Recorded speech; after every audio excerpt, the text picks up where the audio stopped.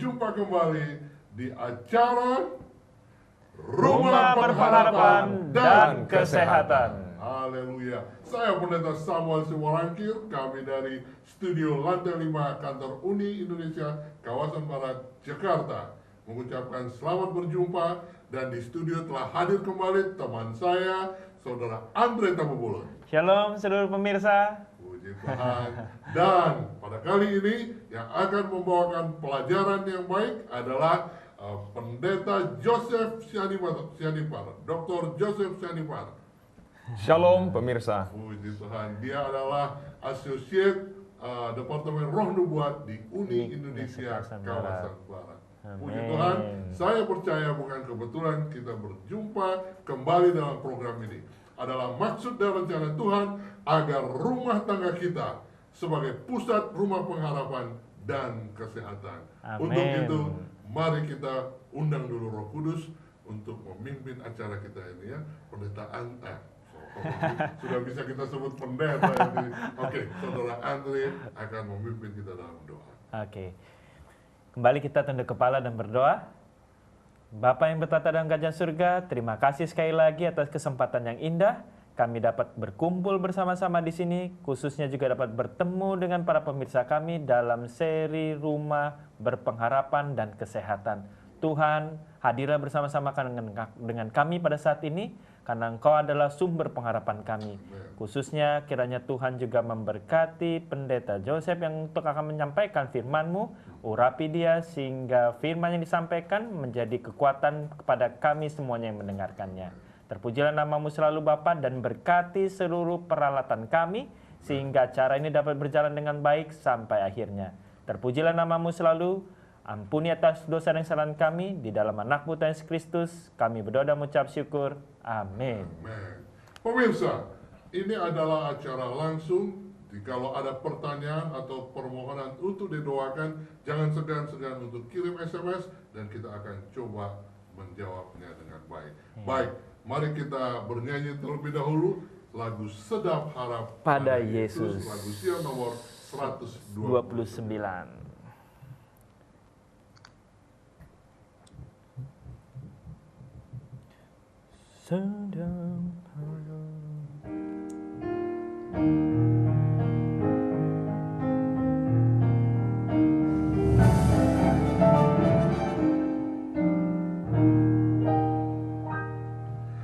Sedap harap pada Yesus dan percaya firman-Nya, janjinya tiada berubah, demikianlah sabdanya.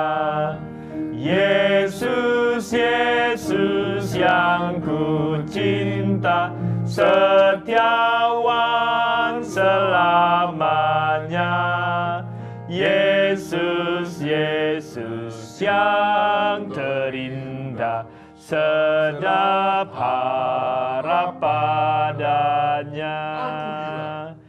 Aku girang telah berharap pada Engkau ya Yesus. Engkau sahabat yang tetap serta aku selamanya. Yesus, Yesus yang ku cinta, setiawan selamanya.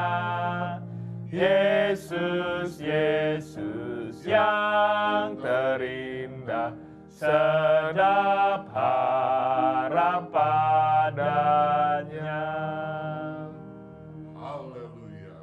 Baiklah, Pendeta Joseph, silahkan. Shalom pemirsa.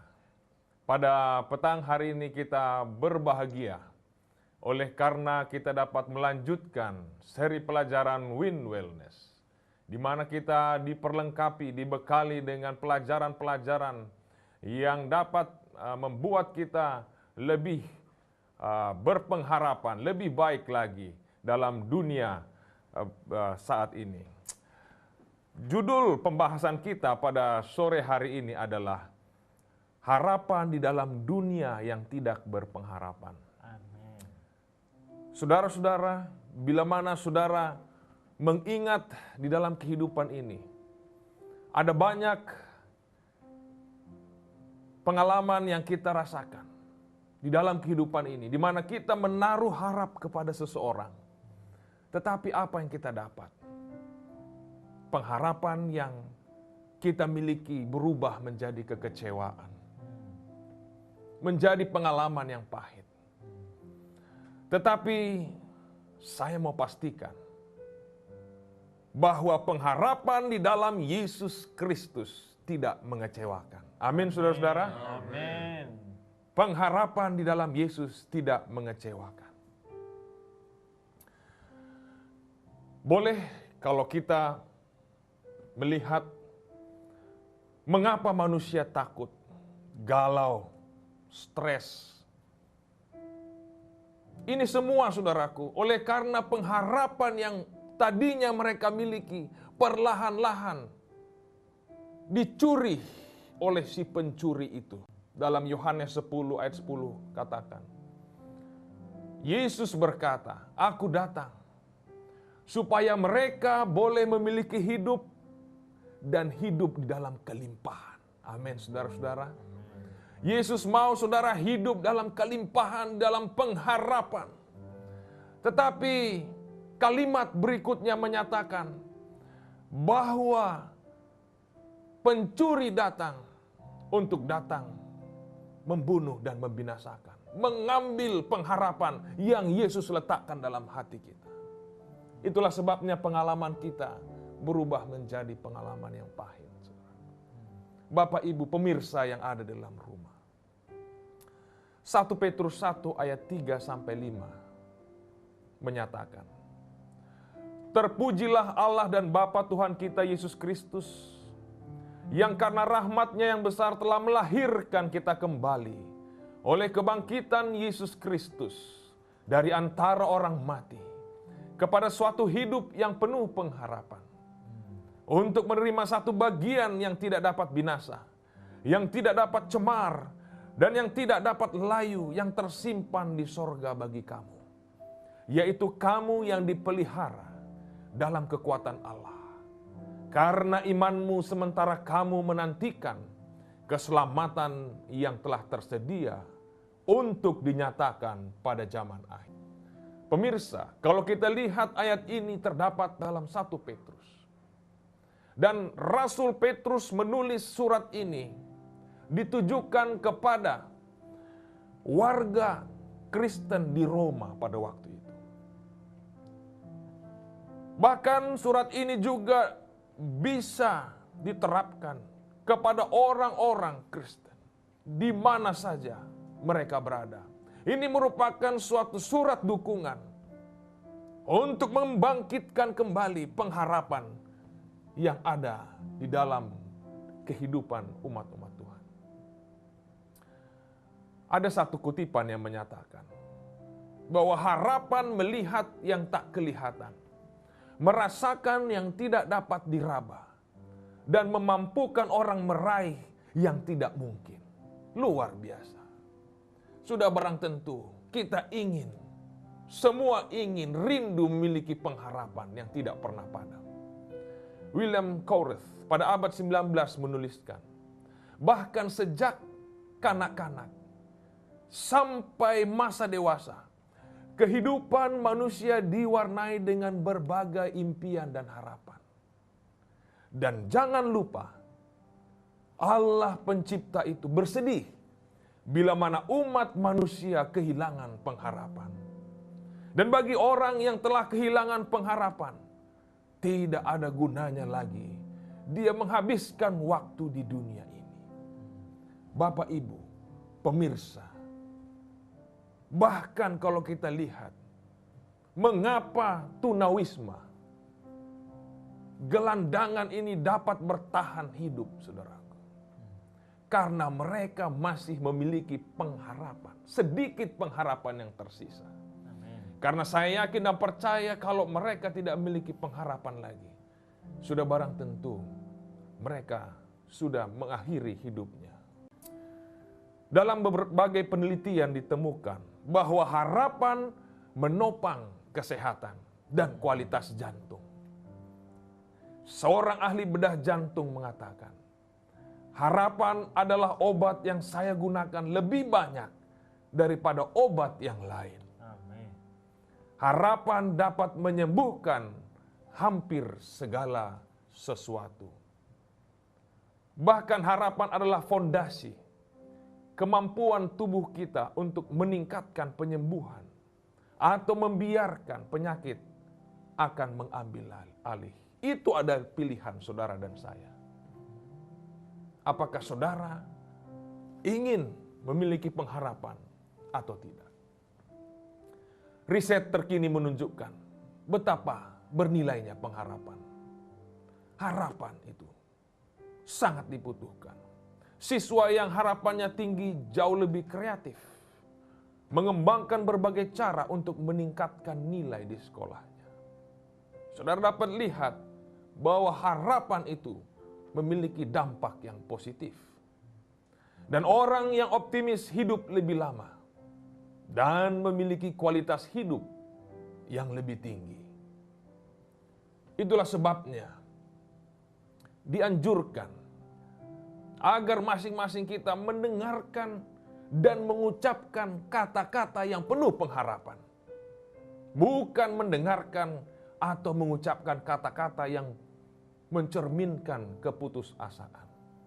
Karena dengan mengucapkan dan mendengarkan kata-kata yang penuh pengharapan, saudara dan saya akan lebih dikuatkan di dalam kehidupan ini. Ingat, harapan ditambah tindakan yang terencana akan membawa keberhasilan kepada masing-masing kita. Pada sore hari ini, kita akan mengadakan kegiatan diskusi.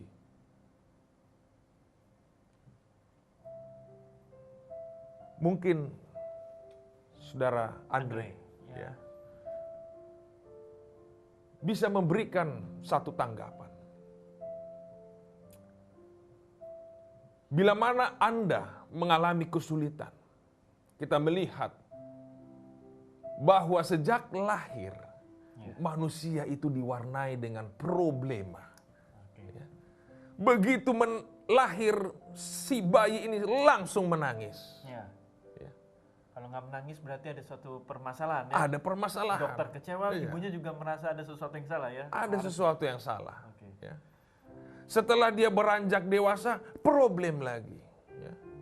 Setelah dia bekerja, ada juga problem. Sampai akhir hidupnya manusia penuh dengan problem. Yang menjadi pertanyaan, apakah yang dapat memberikan harapan bagi seorang anak manusia untuk tetap terus maju, bertahan hidup dalam pengharapan, meskipun kehidupannya mengalami berbagai problem? Terima kasih Pak Pendeta atas pertanyaannya. Memang kita banyak bisa belajar dalam aplikasi di dalam kehidupan. Contohnya ketika saya kecil, setiap ada permasalahan, ya, saya pasti berharap orang tua saya bisa membantu. Dan saya selalu punya keyakinan pasti ayah ibu saya akan selalu membantu untuk menyelesaikan permasalahan-permasalahan di dalam hal-hal yang saya alami. Sebenarnya dari pengalaman kehidupan kita, tentu semua pemirsa juga merasa ketika dia kecil, ketika dia punya masalah, dia yakin pasti ayah saya bisa bantu saya. Dan orang tua selalu akan memberikan yang terbaik untuk membantu menyelesaikan jalan keluar. Sebenarnya di dalam kehidupan ini, itulah yang sebenarnya tadi Pak Pendeta kasih tahu, bahwa kita seharusnya menyadari bahwa ada Allah Bapa, ya, sumber pengharapan kita sebenarnya satu-satunya. Itulah sebabnya makanya Tuhan mengasih aplikasi yang jauh lebih mudah bagaimana seorang ayah dapat membantu permasalahan-permasalahan anaknya. Nah, jadi mungkin kepada hal yang kita mau diskusikan, tentu banyak sekali permasalahan-permasalahan yang berbeda-beda. Tetapi apapun permasalahan-permasalahan itu, kalau pertama kita minta kepada Allah Bapa atau Tuhan untuk memberikan solusi, cepat atau lambat tentu akan ada jalan keluar penyelesaiannya. Amin. Ya. Walaupun sebagai contoh juga, misalnya seseorang yang punya permasalahan dalam hutang, orang yang dewasa misalnya, ya selain dia berdoa, tentu dia juga harus menyelesaikan permasalahan tersebut. Tadi pagi saya juga dengar ada sebuah khotbah, dia bilang begitu, seorang pendeta bilang, setelah engkau pergi kepada Tuhan, engkau juga harus ngomong kepada orang tersebut yang kita punya hutang. Bilang, saya tahu saya berhutang, saya berjanji akan menyelesaikan cepat atau lambat. Dan saya akui saya ada kesalahan dalam memberi hutang. Tentu pengharapan kita serahkan kepada Tuhan, dan Tuhan juga meminta sebuah action untuk menyelesaikan permasalahan-permasalahan. Amin. Puji Tuhan. Jadi dengan kata lain, bahwa pengharapan yang kita miliki ini menolong untuk kita melihat bahwa kondisi kita ke depan itu akan lebih baik. Amin. Itu kan yang begitu. Pertama udah merasa ada seseorang yang mau membantu kita, ada pengharapan ada yang Tuhan, akan menolong. Amin. Itu jadi pertolongan yang kita terima dari Tuhan selalu tepat waktu. Amin. Selalu tepat waktu. Dan kita juga harus memiliki satu kewaspadaan. Karena harapan ini di sini terbagi dua. Harapan duniawi atau harapan abadi. Kalau di dalam kisah Lot dan Abraham, kita temui bahwa Lot hanya memiliki pengharapan di dunia ini.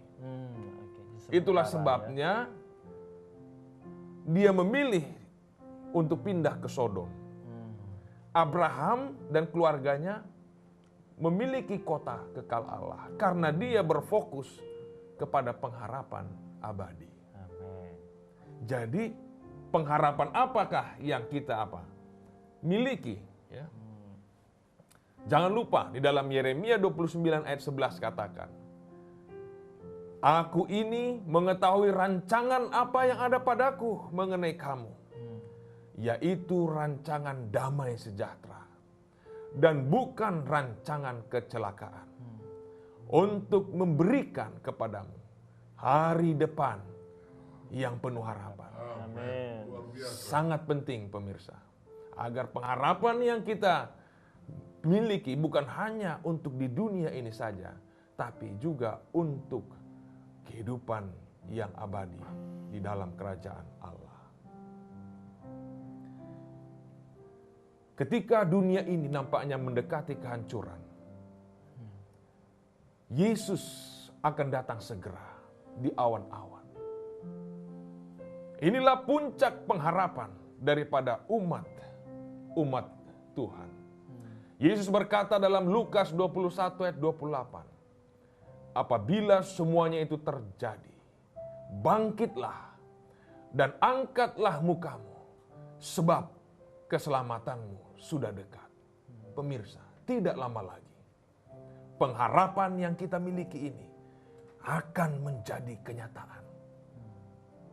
Kita akan bersama-sama dengan Tuhan menikmati suatu kerajaan yang abadi.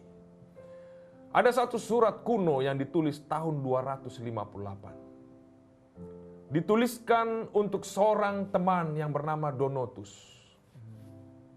Dia berkata di dalam suratnya, dia tuliskan, ketika saya melihat dunia ini, saya melihat berbagai macam kejahatan.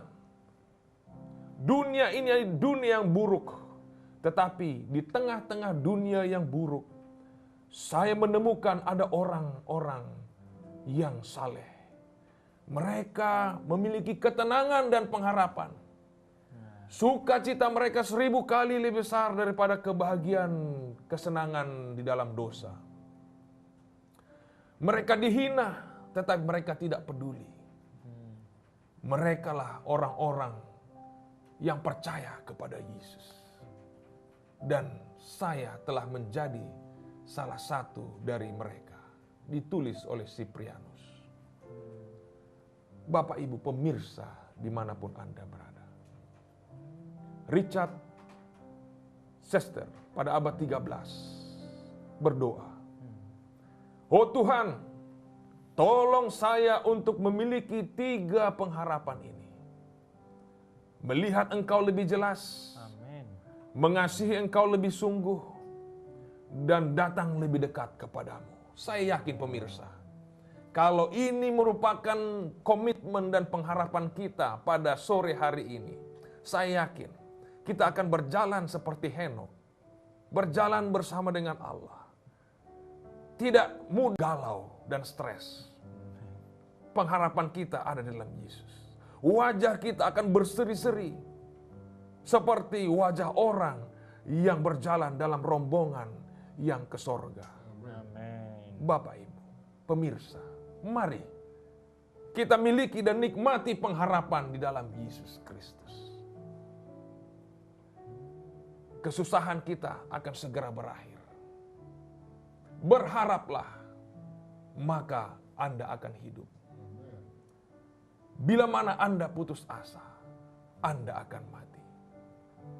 Hidup tanpa Kristus berarti akhir yang tak berpengharapan. Tetapi hidup bersama Kristus berarti harapan yang tanpa akhir. Ini doa kita ya. Iya. Puji Tuhan. Pemirsa, saya percaya pengalaman yang kami miliki di studio ini menjadi pengalaman bagi kita yang ada menyaksikan layar ini. Kita harus punya pengharapan yang dapat memberikan kehidupan, semangat untuk menghadapi persoalan dalam hidup. Maukah Anda bersama dengan kami berdoa, memohon kasih karunia Tuhan agar kita memiliki pengharapan yang telah kita dengar dari Tuhan melalui hambanya, Pendeta Siagibat. Kalau saudara mau, mari kita berdoa bersama-sama sesuai dengan apa yang ditulis dalam PowerPoint ini. Silahkan, Pendeta. Mari saudara-saudara kita meneduhkan hati kita sejenak, tenangkan hati kita, dan kita sama-sama berdoa. Tuhan, harapan kami hanyalah padamu. Kami menemukan harapan dalam Engkau. Ketika kami tidak tahu apa yang harus dilakukan. Terima kasih telah mempedulikan kami. Bahwa Engkau bersimpati terhadap beban kami yang berat. Pencobaan yang dahsyat. Dan semua hal yang tampaknya tidak berpengharapan. Tolonglah kami untuk dapat menerima situasi yang sukar dan belajar untuk lebih mempercayai Engkau. Berilah kami hikmat dan tolonglah kami dalam setiap kepentingan yang kami hadapi. Doa kami supaya Engkau memberikan kami emosi yang positif dan kekuatan untuk bertarung dalam menghadapi hidup ini. Engkau telah menolong kami di masa lalu. Engkau ada bersama dengan kami saat ini. Dan kami tahu Engkau akan menuntun kami di masa mendatang.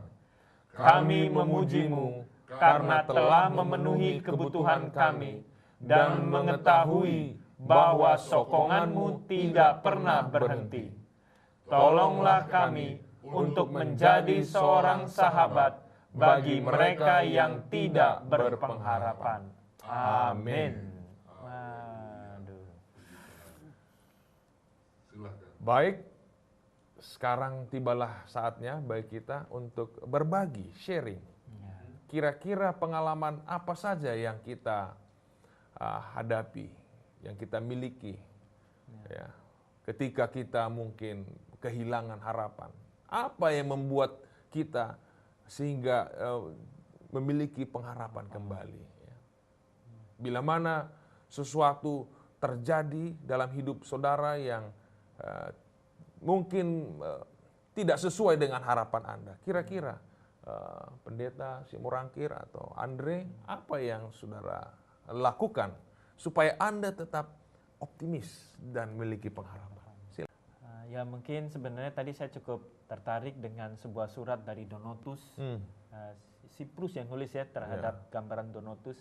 Dia ada di saat keadaan dunia yang penuh dengan permasalahan, kekejaman semakin banyak, keadaan-keadaan yang semakin tidak ada sepertinya pengharapan, tetapi mereka akhirnya ketemu, Donatus itu ketemu seseorang yang sepertinya di tengah orang tidak penuh pengharapan, karena semua orang dalam keadaan yang susah tentunya, tetapi dia menemukan seorang yang punya pengharapan, walaupun dia niaya, walaupun mengalami hal yang sama, ternyata orang-orang itu adalah orang-orang Kristen. Yang menjadi sebuah pertanyaan kepada saya, seharusnya itu adalah gambaran daripada kita ya, harusnya ketika orang datang kepada sebuah gereja, ya, dia harusnya merasakan. Jadi waktu saya tadi membaca itu menjadi pukulan juga. Apakah kadangkala saat ini banyak orang yang di luar ini nggak punya pengharapan, ketika dia harusnya datang ke gereja, dia menemukan suatu sifat yang berbeda, orang-orang yang penuh pengharapan. Itu sebenarnya menjadi koreksi juga kepada tantangan kepada saya, karena di situ tadi doanya juga terakhir, Tuhan tolong bantu saya menjadi suatu pengharapan kepada orang-orang yang di sekitar kita penuh pengharapan. Wah, kalau saya seandainya ada persoalan dan saya tidak tahu mau kemana, mau nggak mau saya menengadah ke atas. Tuhan, siapa yang bisa tolong aku?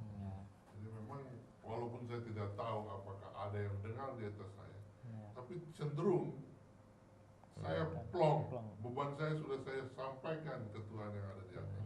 Jadi memang kalau ada persoalan yang pelik, yang kita sama sekali tidak tahu kemana kita berharap, ada arahkan pandangan kita ke atas, berdoa, berteriak kepada Tuhan, Dia pasti mendengar kita. Apalagi khususnya saat ini kan baru hari kemarin bensin naik. Waduh, ya kan? sekali. Saya tahu, yakin dan percaya pasti di antara pemirsa banyak juga yang saat ini tentu merasa khawatir, mengencangkan ikat pinggangnya mungkin di rumah-rumah, yang berada di pedalaman juga, karena ini akan berdampak Pada semua harga, ya. Tapi sekolah naik tapi jangan lupa tadi ayat yang dibacakan, Tuhan punya rancangan yang baik, rancangan damai sejahtera. Iya. Mungkin ini jugalah saatnya pada saat mengalami krisis ini untuk meninggalkan hal-hal yang tidak baik untuk kesehatan. Jadi untuk mengatasi kenaikan BBM ini, kita sudah segera mengambil satu sikap yang jelas, menghentikan pembelian rokok misalnya. Atau tidak lagi membeli minuman keras. Atau tidak lagi mengunjungi seperti nightclub dan lain-lain.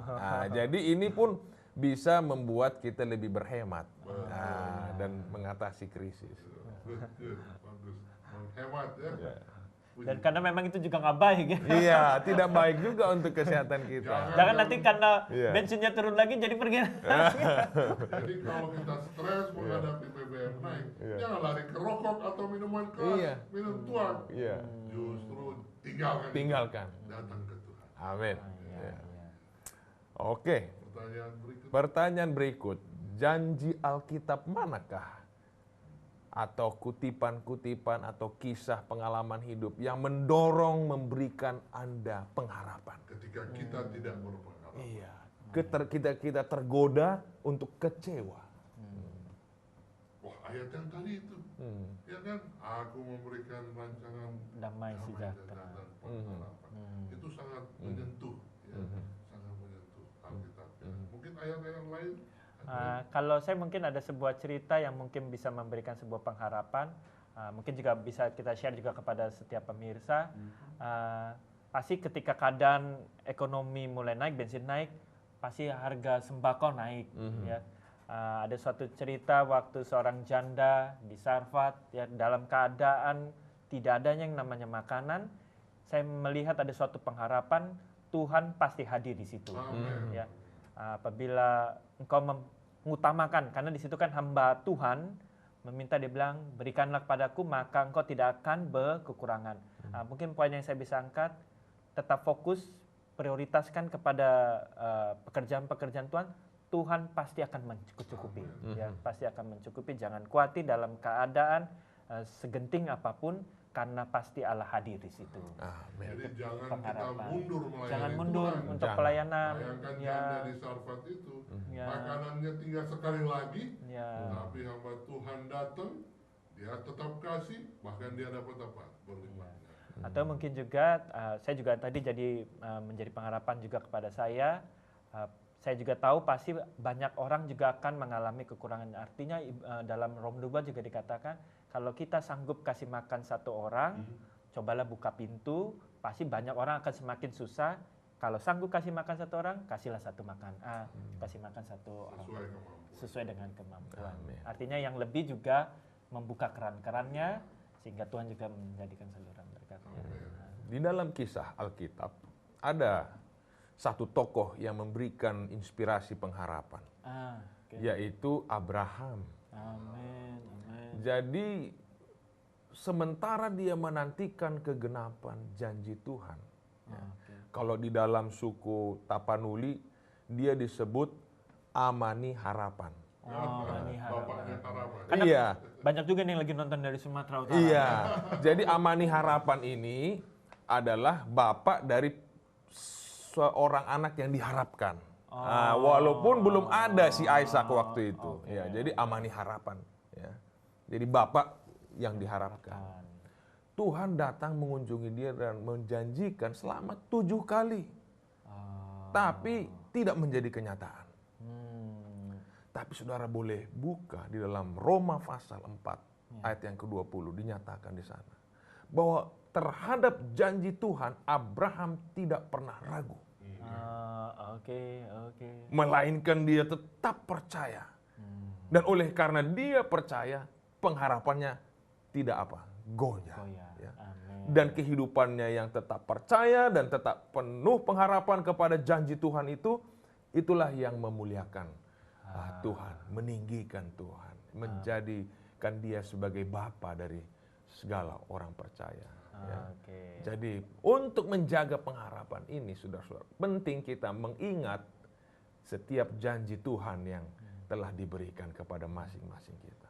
Ini yang menarik sebenarnya, banyak cerita-cerita Alkitab yang sebenarnya bisa menjadi sumber pengharapan. Tapi sekarang ini kebanyakan orang karena nontonnya sinetron, jadi sumber pengharapannya dari TV. Padahal Iya. banyak cerita-cerita indah yang sebenarnya menjadi pengharapan kita dari cerita-cerita Alkitab. Makanya daripada nonton TV-TV yang tidak benar siarannya, jangan tinggalkan program dari HCBN. Karena Tuhan sediakan siaran ini untuk memberikan pengharapan yang pasti bagi saudara-saudara pemirsa di tengah-tengah krisis yang sedang kita hadapi. Haleluya. Amin. Mungkin pertanyaan berikut. Oke, baik. Pertanyaan yang berikut, bagaimanakah Anda memberikan harapan bagi orang yang kecewa, putus asa atau tertekan, dan yang tidak memiliki lagi pengharapan?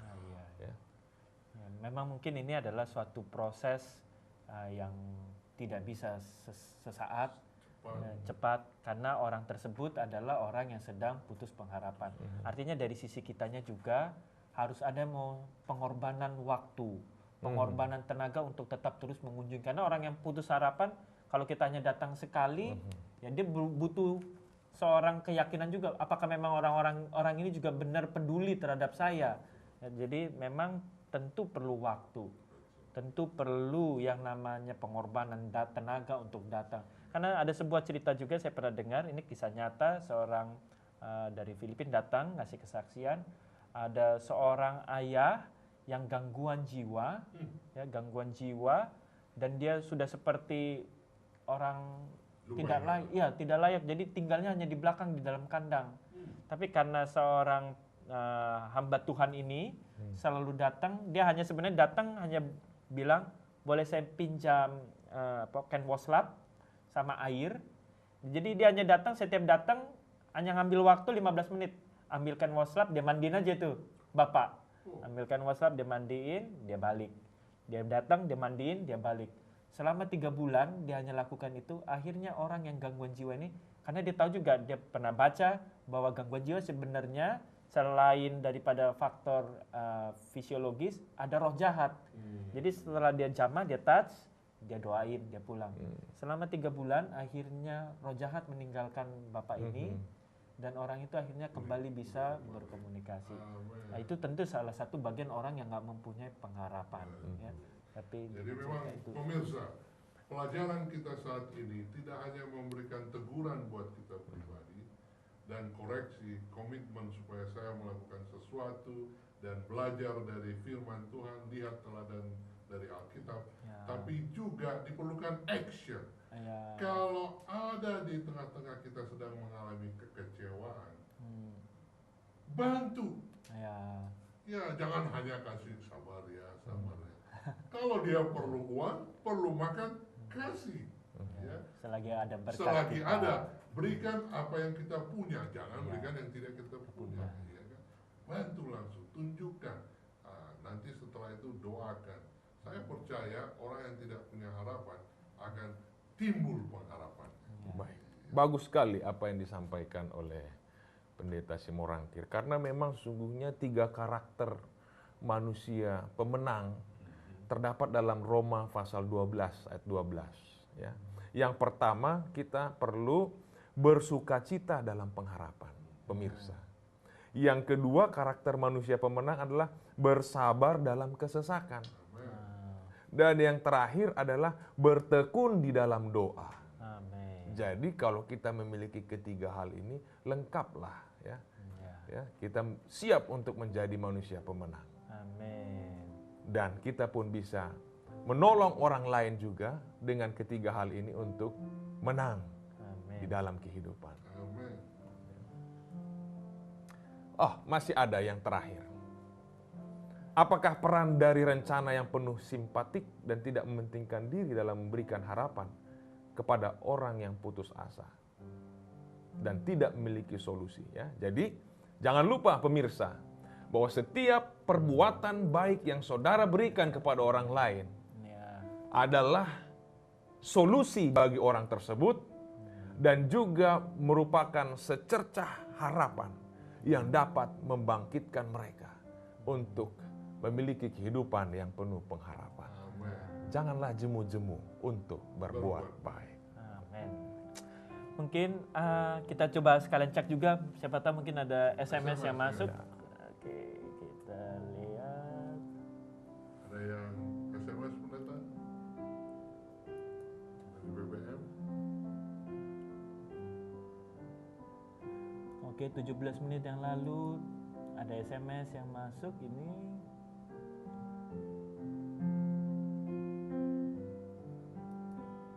Terima kasih Pak Pendeta atas khotbahnya tentang pengharapan Amin. yang mengembalikan banyak kepahitan dalam hidup saya. Oke. Amin. Terima kasih kepada dari 085225905 sekian atas Saya mau kasih tanggapan dulu kepada Bapak atau Ibu yang memberikan SMS bahwa memang mengembalikan banyak kepahitan, maksudnya mungkin yang dimaksudkan adalah menghilangkan kepahitan. Jadi memang untuk menggeser kepahitan di dalam kehidupan kita, kita perlu mengisinya dengan pengharapan. Ya.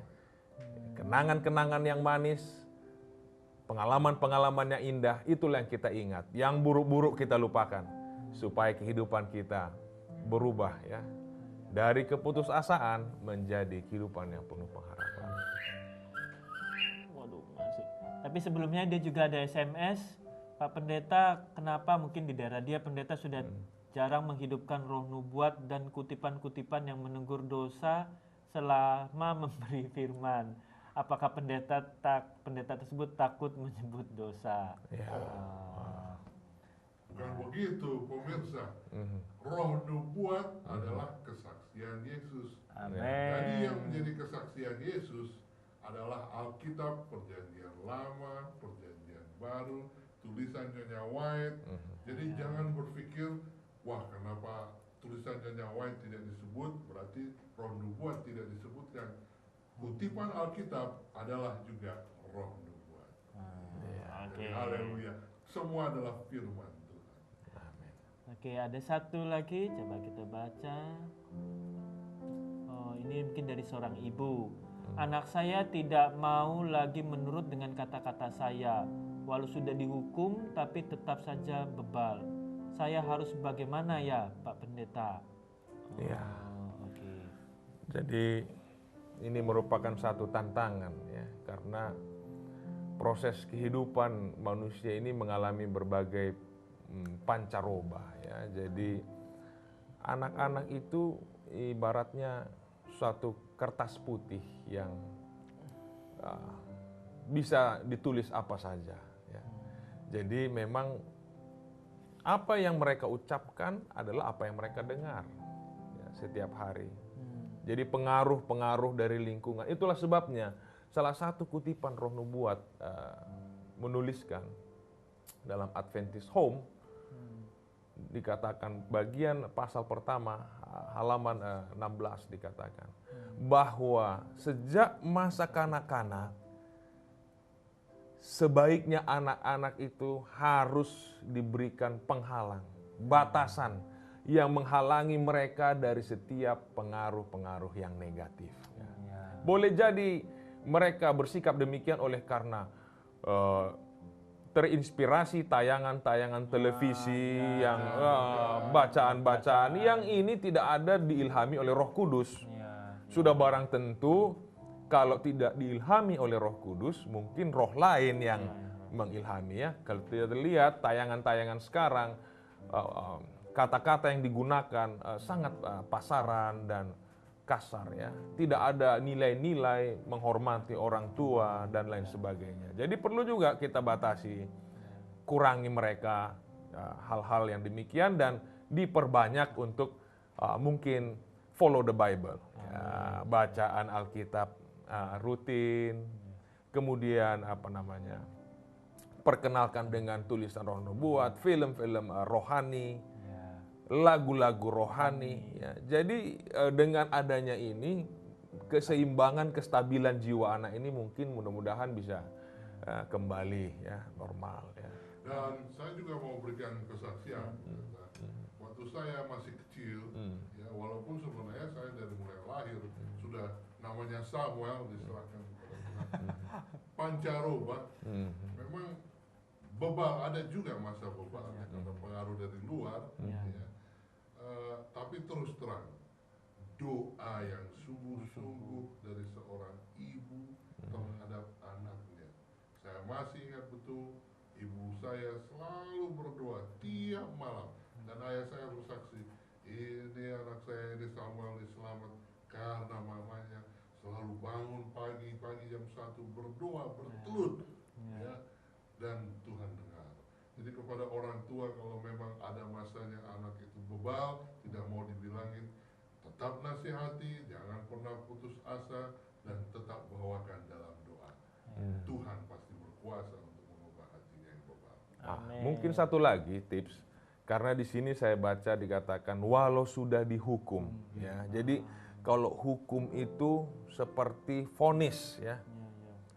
Tetapi kalau kita gunakan kata disiplin, mungkin itu ada lebih baik karena itu mengandung konotasi untuk membuat dia kembali ke jalan yang benar ya. Jadi seringkali juga pada saat kita marah, kita emosi, kita hukum dia. Ini tidak akan pernah mengembalikan seorang anak kepada jalan yang benar. Hukumannya hanya pukul, habis itu nggak diajak untuk ini ya. Saya teringat waktu saya masa-masa kecil, masa remaja, yang dikenakan adalah disiplin. Jadi kalau sudah dikasih tahu kalau you buat ini hukumannya. You buat ini hukumannya. Jadi kita di disiplin itu kita tahu kesalahan kita. Dan sebelum disiplin itu diterapkan, apakah dipukul pakai rotan kakinya, didoakan dulu. Didoakan dulu. Rotan penting, tapi sebenarnya doa itu juga harus bersamaan. Jadi terus terang saya merasa terharu waktu itu bahwa di dalam disiplin itu saya melihat kasih orang tua saya, bukan kebencian atau kemarahan. Bukan pukul bukan. Dengan emosi, habis itu nggak ada doanya ya. Iya, jadi sesuai dengan perjanjian, kalau ini kesalahan ini pukulannya misalnya 5 kali dan sampai 5 kali berhenti. Begitu. Jadi benar-benar anak itu merasa, oh memang saya disadarkan supaya kembali, ini tidak baik, tapi inilah yang benar. Begitu. Haleluya. Mungkin kita ada SMS lain lagi? Oke, mungkin kita bisa cek juga apakah masih ada SMS. Jadi pemirsa, biarpun ekonomi sedang memburuk, kalau anak kita lagi bebal, jangan disiplin dia dengan emosi, tapi disiplinlah dengan penuh kasih.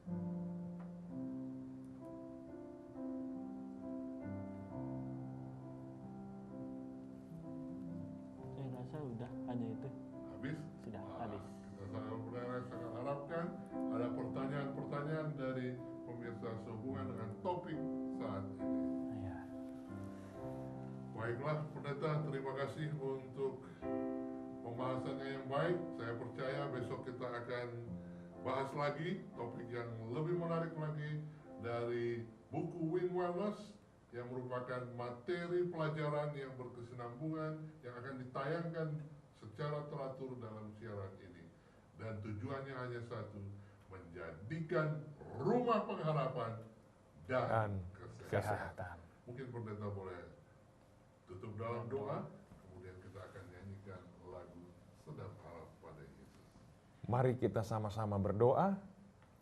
Bapa penuh kasih dalam kerajaan sorga, kami penuh sukacita pada petang hari ini. Hati kami dipenuh rasa damai. Oleh karena kami tahu Tuhan telah menyediakan masa depan yang penuh pengharapan. Amin. Untuk itu Bapa kami berterima kasih. Kiranya pelajaran yang kami dengarkan menolong kami agar tetap bertahan untuk memiliki pengharapan di tengah-tengah dunia yang serba tidak menentu saat ini. Oleh karena kami memiliki Yesus dan pengharapan di dalam Yesus Kristus tidak pernah mengecewakan. Amin. Bapa yang maha baik, bersamalah dengan setiap kami yang hadir di studio maupun pemirsa dimanapun mereka berada. Amin. Kiranya kasih karunia Allah Bapa dan kasih Yesus Kristus serta persekutuan Roh Kudus menyertai masing-masing kami. Kiranya Tuhan Allah menyinari kami dengan wajah-Nya. Dan kiranya Tuhan memelihara keluar masuk kami. Bahkan Tuhan menyertai pekerjaan kami, sehingga apa saja yang kami kerjakan boleh berhasil. Bahkan Tuhan memberkati kami dengan berkat yang Kau telah berikan kepada Ishak. Di mana Ishak menabur dan dia menuai 100 kali lipat. Terima kasih Bapa, Kau sudah memberkati kami. Di dalam nama Yesus Tuhan Juru Selamat kami telah berdoa. Amin. Amin. Sedap harap pada Yesus dan percaya firman-Nya, janjinya tiada berubah, demikianlah sabdanya. Yesus, Yesus yang ku cinta, setiawan selamanya. Yesus, Yesus yang terindah, sedap harap padanya.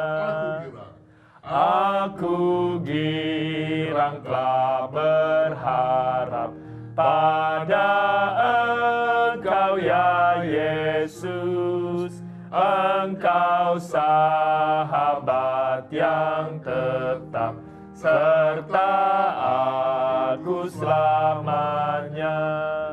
Yesus, Yesus yang ku cinta, setiawan selamanya. Yesus, Yesus yang terindah, sedap harap pada